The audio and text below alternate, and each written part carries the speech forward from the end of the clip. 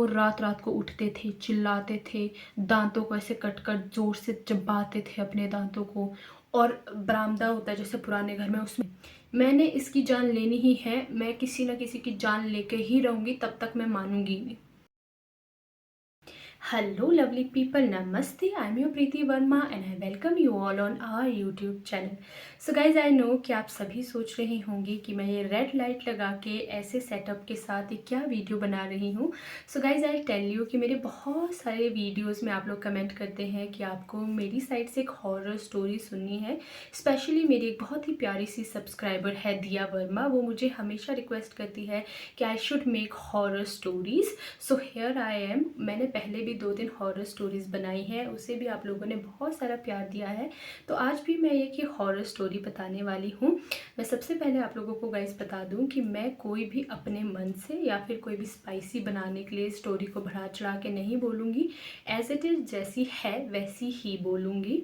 और गाइज़, अगर आप लोगों को अच्छे से स्टोरी सुननी है और सारा आपको पता करना है तो आप प्लीज़ स्किप करके मत देखिए, अच्छे से देखिए पूरी, तभी आपको सारे डॉट्स कनेक्ट होंगे और तभी आप समझ पाओगे कि अच्छा ऐसा क्यों हुआ, फिर वैसा क्यों हुआ। तो उसके लिए आपको सारी वीडियो अच्छे से देखना होगा। मैं आपको गाइस बता दूं कि जो ये स्टोरी है वो मेरी फ्रेंड की दादू दादी की स्टोरी है। तो एक बार मैं जब उसके घर गई थी तो शाम को सब खाना खुना खाने के बाद, जैसे हमारे होता है कि सब साथ में बैठते हैं और बातें करते हैं, तो मेरी फ्रेंड ने मुझे ये स्टोरी पहले भी बताई थी, बट मैंने उसकी बातों पर विश्वास नहीं किया। तो उसने अपने दादू दादी से कहा कि वो मुझे ये स्टोरी बताएं। तो उसके दादू दादी बहुत प्यारे थे कि उन्होंने मुझे ये अपनी टाइम की स्टोरी बताई। तो वही स्टोरी आज मैं आप लोगों को बताने वाली हूँ। तो चलिए गाइस शुरू करते हैं। ये स्टोरी है दादा की, जब वो यंग थे उस समय की बात है। उस समय क्या होता था कि सबके पास गाय होती थी, बैल होते थे, घोड़े होते थे और उसको चराने के लिए वो लोग जंगलों में जाते थे। तो ऐसे ही दादा भी उन्हें चराने के लिए रोज़ की तरह जंगल में गए थे। और उस दिन वो अपने दोस्तों के साथ बैठे, उस वजह से थोड़ी सी उन्हें देरी हो गई। तो वो जब शाम को वापस अपने घर जा रहे थे, तो जब वो घर जा रहे थे तो उन्हें अपने आगे एक लेडी चलते हुए दिखी।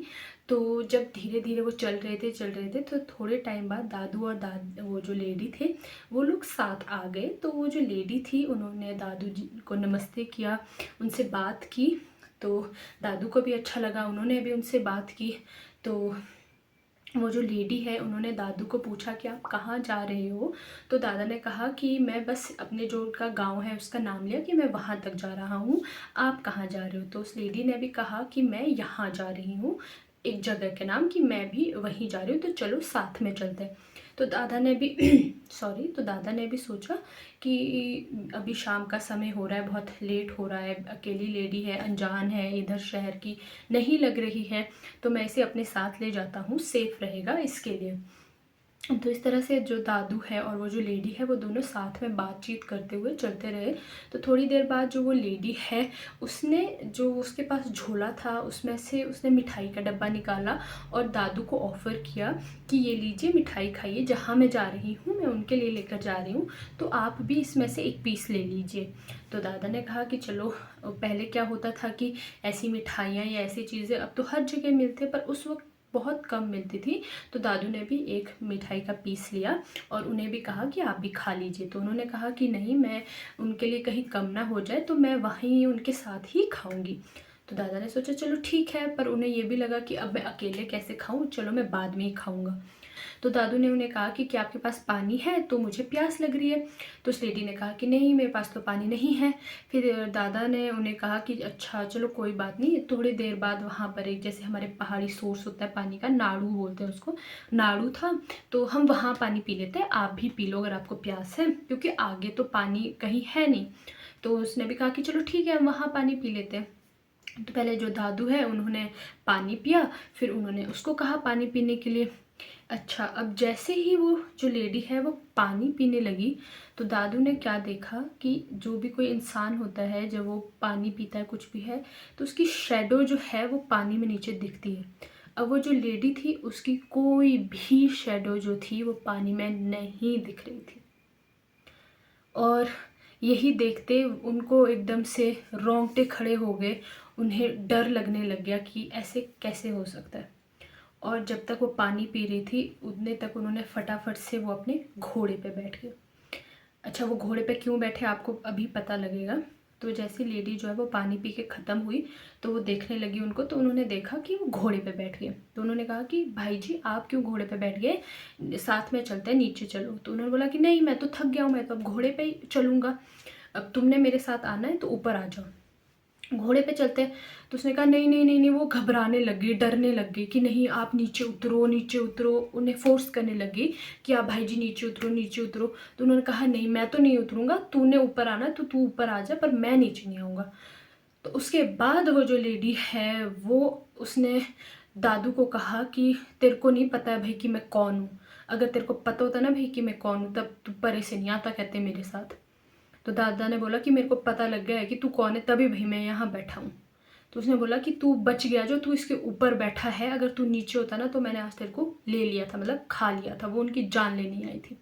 अब वो घोड़े पे क्यों नहीं आई, क्योंकि घोड़े को जो है वो काली माता का अवतार मतलब वाहन माना जाता है, तो वो उस पर नहीं आ सकती थी, उस पर नहीं बैठ सकती थी। तो दादू ने जैसे ये सारी बातें सुनी वो मतलब एकदम से उसने अपना रूप चेंज कर लिया और वो बोलने लगी, चिल्लाने लगी कि नीचे उतर, मैंने तेरे को खाना है, बच गया तू बच गया तू। और उन्होंने वो जो घोड़े की स्पीड है बिना अपने पशुओं को देख के वो तेज़ी से घर की ओर भागने लगे। और उन्हें पीछे से काफ़ी टाइम तक उसकी आवाज़ सुनाई दे रही थी कि रुक रुक रुक, या ऐसे कुछ चिल्ला रही थी वो। तो जैसे ही वो अपने घर पहुंचे उन्होंने वो घोड़े से उतरे नीचे और सीधे घर का दरवाज़ा खोला और वो अंदर चले गए। और जैसे ही वो अंदर गए वो सीधे नीचे बेहोश हो गए। घर वालों ने सोचा ये क्या हो गया है, तो बेहोश हो गए, उन पर पानी डाला, फिर उनको उठाया ऊपर। और वो उस दिन वो कुछ भी नहीं बोल पाए, वो बिल्कुल मतलब एक अनकॉन्शियस जैसे ही थे। तो उनको वैसे ही सुला दिया। तो उनको जब सुलाया उसके बाद जो उनकी वाइफ वगैरह वो सब टेंशन में हो गई थी कि ये क्या हुआ है। अच्छा, तो अब क्या हुआ कि वो वहाँ से बच के आ गए, घोड़े पे बच के आ गए, पर उनसे एक गलती हुई जिसकी वजह से उनके आगे आने वाले टाइम में भी उनको बहुत सफ़र करना पड़ा।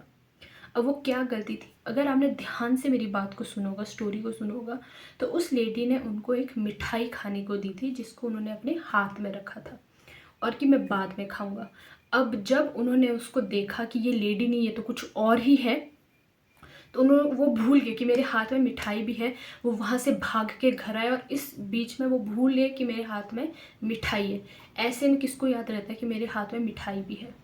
तो वो जैसे घर पहुँचे, घर में जब वो नीचे बेहोश हुए तो उनका जो हाथ है मुट्ठी वो खुल गई और वो जो मिठाई है वो नीचे गिर गई।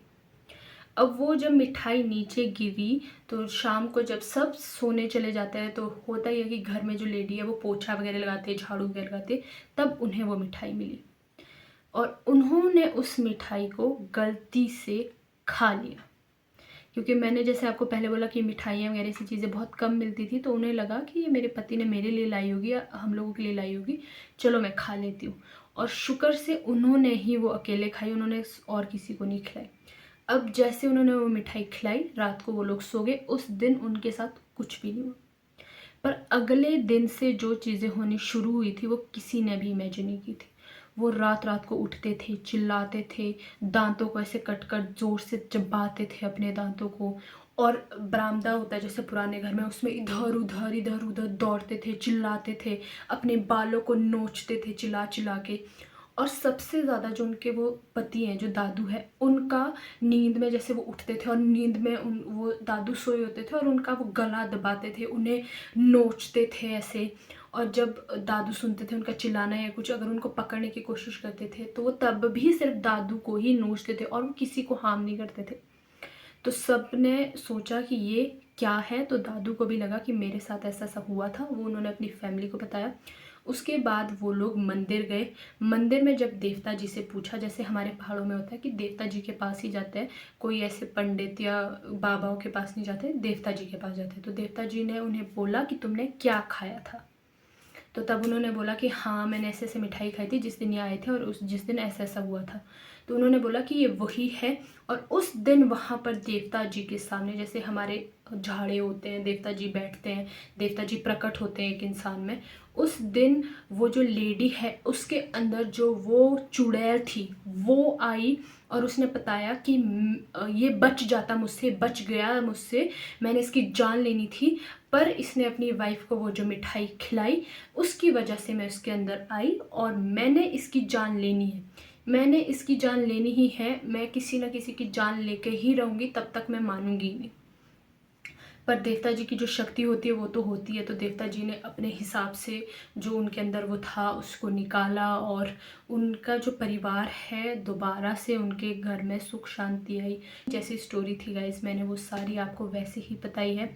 आपको अगर अच्छी लगी है तो प्लीज़ आप मुझे लाइक कीजिए, कमेंट कीजिए, सब्सक्राइब कीजिए, और अगर आप और चाहते हो कि मैं ऐसी स्टोरीज़ आप तक लेकर आऊँ तो मैं ज़रूर लेकर आऊँगी। और क्या आप भी भूत प्रेत चुड़ैल पे विश्वास करते हो? आपके साथ कोई अगर ऐसा इंसिडेंट हुआ है तो वो भी आप मुझे ज़रूर शेयर कीजिए। मैं आपकी जो स्टोरी है, पर्सनल आपकी स्टोरी है, उसे भी यूट्यूब पे ज़रूर लेकर आऊँगी। अब मैं खुद आपकी स्टोरी को बोलूँगी, तो ज़रूर आप वो भी शेयर कीजिए। मिलते हैं नेक्स्ट व्लॉग में। Till then bye bye, take care, be safe.